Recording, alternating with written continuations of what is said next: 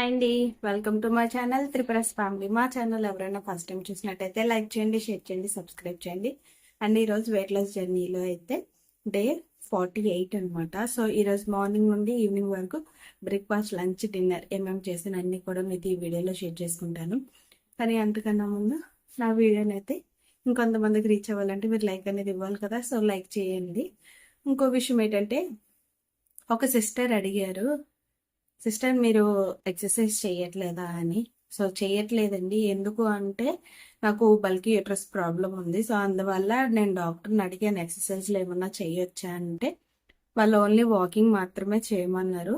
చిన్న చిన్న exercise, side exercise చేసుకోమన్నారు. కానీ నాకు ఇంక మార్నింగే ఇంకా పిల్లలు స్కూల్కి వెళ్తున్నారు కాబట్టి, అంటే మా బాబు స్కూల్కి వెళ్తున్నాడు కాబట్టి వాడికి ఇంకా లంచ్ అవన్నీ ప్రిపేర్ చేసి 7:30 కల్లా దిగబట్టాను కాబట్టి నాకు అవ్వట్లేదు.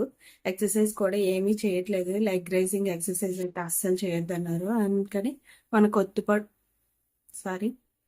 మన పొత్తి కడుపు మీద ప్రెషర్ అనేది అయితే అస్సలు పెట్టొద్దు అన్నారు.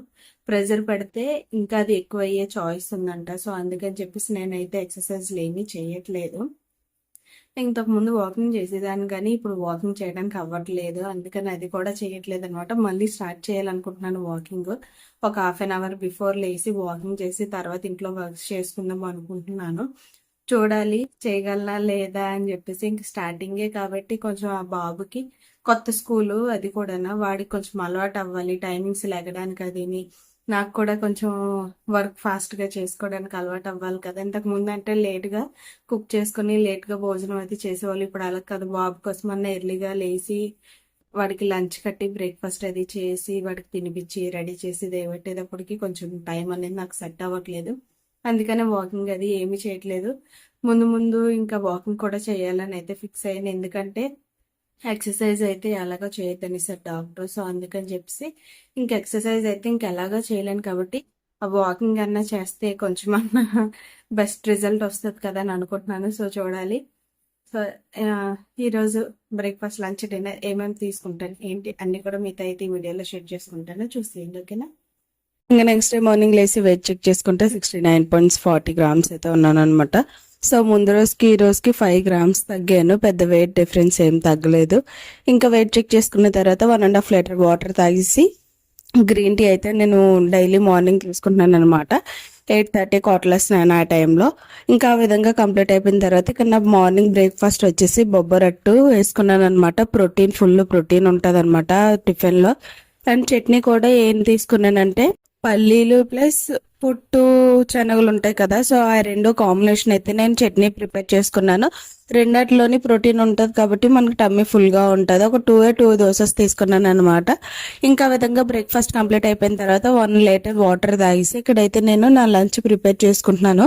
ఎప్పుడు జొన్న రొట్టె చపాతీయే కాకుండా వెరైటీగా జొన్న దోశ వేసుకుందాం అని చెప్పేసి ఇక్కడ నేను ప్రిపేర్ చేసుకున్నాను అనమాట. జొన్న దోశకు నేను 1 కప్పు పిండి, అందులో తగినంత సాల్ట్ వేసుకొని వాటర్తో మిక్స్ చేసుకుంటున్నాను అనమాట. ఇందులో నేను ఫైబర్ కోసం క్యారెట్, ఆనియన్, పచ్చిమిర్చి ఈ 3 కూడా యాడ్ చేసుకుంటున్నాను.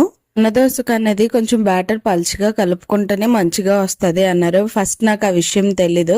సో అందుకని చెప్పేసి ఎప్పుడులా కాకుండా వెరైటీగా చేసుకుందామని దోశ వేసుకుందామని చాలా ఎగ్జైట్మెంట్గా అయితే ఉన్నాను. దోశ ఎలా వస్తుందో ఏంటో తెలియదు అని చెప్పేసి. యాక్చువల్గా దోశ కూడా చేయడానికి ఒక కన్సిస్టెన్సీ అనేది ఉంటుందంట. సో నాకు అది తెలీదు. జొన్నపిండితో దోశ చేసుకోవడమో కష్టమే, రొట్టె చేసుకోవడమో కష్టమే. చేసుకున్న వాళ్ళు ఎలా చేస్తున్నారో ఏంటో తెలియదు, కానీ మంచి ఎక్స్పీరియన్స్ ఉన్న వాళ్ళు మాత్రమే నీట్గా చేసుకోగలరు. మళ్ళంటి వాళ్ళు అయితే అసలు చేసుకోలేరు. ఫస్ట్ అయితే నేను ఒక దోశ వేసాను అనమాట. అది చాలా థిక్గా ఉంది, అసలు నీట్గా రాలేదు. ఒక షేప్ కూడా తెద్దామంటే అసలు అవ్వలేదన్నమాట. యాక్చువల్గా వీడియోస్లో చూస్తే ఏంటంటే ఇలాగా బ్యాటర్ వేసిన వెంటనే కన్నలుగా వచ్చేసి దోశ క్రిస్పీగా వచ్చినట్టు వచ్చింది. ఇక్కడైతే రాలేదు. సో ఫస్ట్ దోశ కదా, డిసప్పాయింట్ అవ్వడం ఎందుకు, మళ్ళీ ట్రై చేద్దామని చెప్పేసి ఇంకెక్కడైతే మనం ఏం వేసినా వచ్చేటట్టు లేదనుకొని మీతో షేర్ చేసుకుంటున్నాను అనమాట. యాక్చువల్గా ఆ వాయిస్ మీకు చూపిద్దాం అనుకున్నాను, కాకపోతే బ్యాక్గ్రౌండ్లో టీవీ సౌండ్ అయితే వస్తుంది.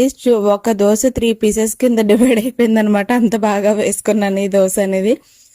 ఫస్ట్ దోశ ఫ్లాప్ అయింది కాబట్టి సెకండ్ దోశ ఎలాగొస్తుంది ఏంటని ట్రైల్ వేసాను. కానీ సెకండ్ దోశ ఎలాగొచ్చిందో మీరే చూసియండి. మంచిగా వచ్చిందో రాలేదో మీరు కూడా అబ్జర్వ్ చేసుకుంటారు. సో ఫస్ట్ దోశ కన్నా సెకండ్ దోశ అయితే బెటర్, కొంచెం పర్వాలేదు, బాగానే వచ్చింది. వచ్చినందుకు హ్యాపీనెస్ కూడా మీతో అయితే ఈ వీడియోలో షేర్ చేసుకుంటున్నాను. వచ్చిందని హ్యాపీగా ఫీల్ అవ్వాలా, లేదంటే తీసేటప్పుడు మళ్ళీ బ్రేక్ అవుతుంది అని సాడ్గా ఫీల్ అవ్వాలా అర్థం కాలేదు.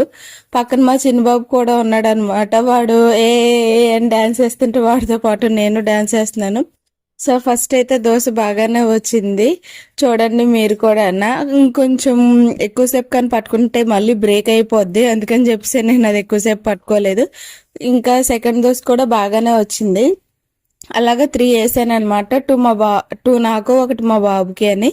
ఆ రెండిట్లకి నా లంచ్ కాంబినేషన్ అయితే జొన్న దోశ విత్ మార్నింగ్ చేసుకున్న పల్లి పొట్టు శనగల కాంబినేషన్ చట్నీ అండ్ లైట్గా మా అక్క వాళ్ళు పంపించిన టమాటా పచ్చడి అయితే వేసుకున్నాను. ఇంకా లాస్ట్ లో కొంచెం పప్పు కూడా యాడ్ చేసుకున్నాను అనమాట. టేస్ట్ ఎలా ఉంటుందో చూద్దామని.